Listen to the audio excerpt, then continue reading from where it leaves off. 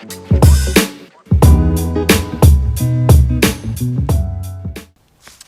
lately I've been exposed to a lot of Vincent Van Gogh, and so I just wanted to take a moment to just share some of my thoughts about what I've been reading, what I've been seeing. And I've always been a fan of the French Impressionists are my favorite painters. A couple years ago I discovered through a trip to his where he lived in Brown County, Indiana, T.C. Steele. And so I sort of put him in that same camp as the French Impressionists because I have to be honest, before I went to Indiana and saw where he lived and his studio and the paintings that he did, I find it remarkable that we had people on two different continents who were, his group of artists in Indiana and what was happening in Paris at that time were like virtually just a very similar story. They were certainly like-minded, if nothing else. But Lust for Life is a book that I've owned for a long time, and I read it once a long time ago. Since my commute now is an hour each way, I subscribe to Audible, and I listened to Lust for Life a few weeks ago, and now I'm actually in the process of listening to it again. In between there, I actually listened to a book called In Montmartre, which is really about Picasso and Matisse. But I found it really interesting that they were all sort of those guys came to Montmartre post Van Gogh, but everything is sort of intertwined and all of that. So it's been really cool to read about Vincent and read about Picasso and Matisse. I do enjoy Picasso's work, his early work. I'm not really a fan of his Cubist work, but I do like the stuff he was doing prior to that. But anyway, if you've never read this book, I highly recommend it. Whether you like Vincent's paintings or not, and I have to say, he's not at the top of my list as far as paintings go, but here's when I look at his paintings, and I'll show you an example here from a museum in Kansas City that I went to.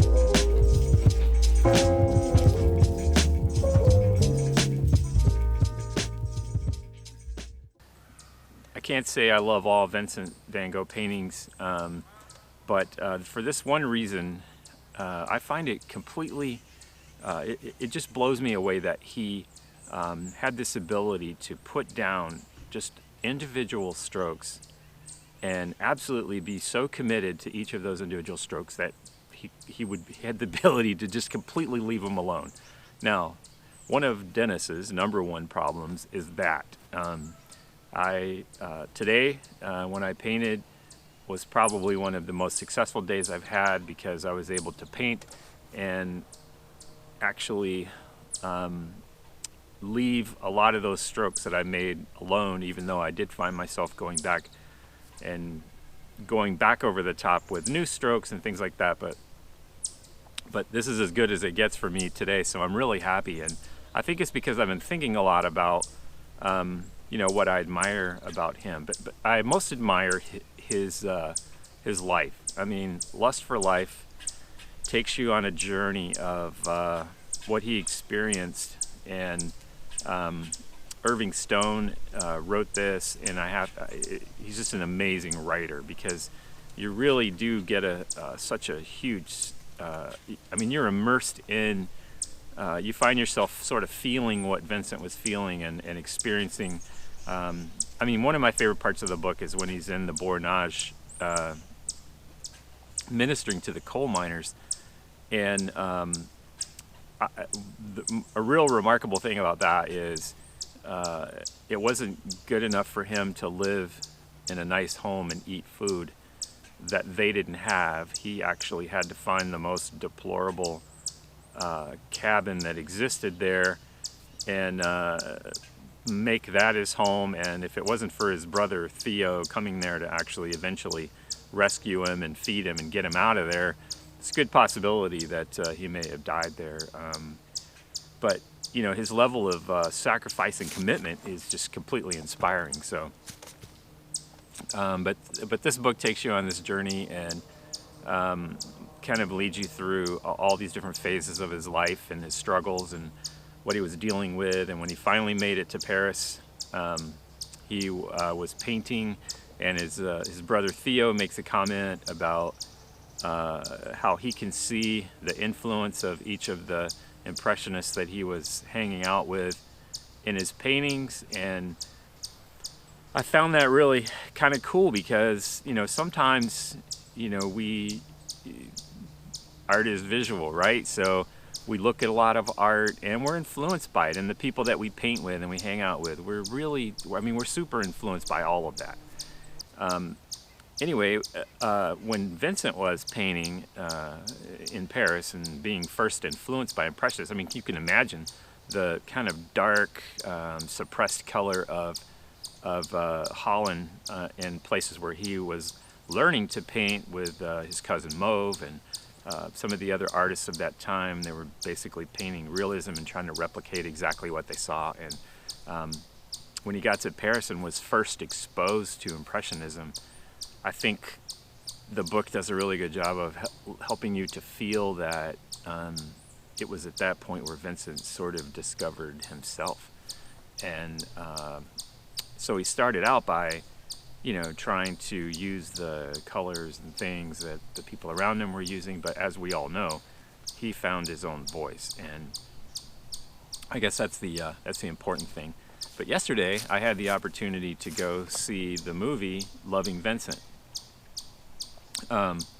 This movie just, I mean, it really blew my mind. I didn't quite know what to expect, and I thought, wow, over 60,000 paintings to create a movie.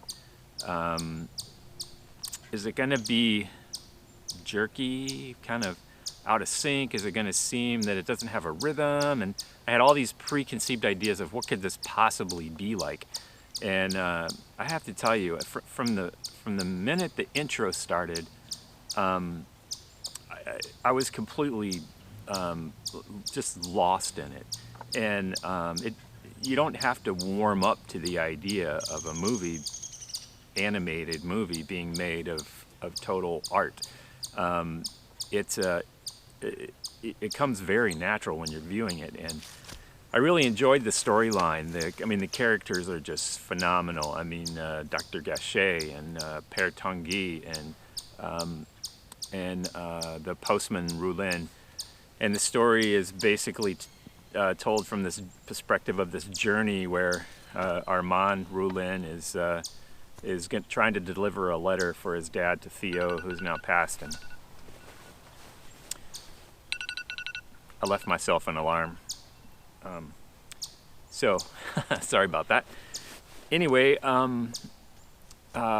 so Armand is on this journey, and it really turns out where he's trying to, in the end, he's trying to discover, you know, what really happened here. How could this person take his own life? And so I was kind of surprised to see that the film is actually from the perspective of just after he died. But there's a lot of flashbacks and things like that. But I just have to say, if this movie comes near you and you have the opportunity to see it, Just imagine, you know, over 100 artists creating over 60,000 paintings to make this movie. It's just, it's hard to fathom, actually, and but seeing it was an absolute thing of beauty. I mean, it in itself is such a masterful piece of artwork that it's totally worth the time to go and see, and it just adds another dimension and sort of flavor to the whole Van Gogh story. So anyway, I just wanted to share that with you today. I got such positive feedback before when I just took a few moments and talked about my Strata Easel Challenge and really just sat down in front of the camera and just shared with you what I was thinking. So I thought I would try it again, and this time I wanted to just share with you kind of what I'm experiencing through the book Lust for Life and through the movie Loving Vincent and in Montmartre and other things that I'm reading and checking out. So from time to time I'll take a moment and pause, and when I have some subject that I'd like to share with you, I'll do that. And you know, feel free to leave your comments down below, and I would love to hear from you and hear what your thoughts are, and if you've seen the movie, what you thought about it, and if you haven't, if you're interested in even seeing it, or if you're, you know, a Vincent enthusiast and you want, you know, you just want to talk about Van Gogh with me, I would love it. So feel free to put your comments down below, and I try and answer every comment I get. So anyway, thanks for hanging out with me, and I will catch you later.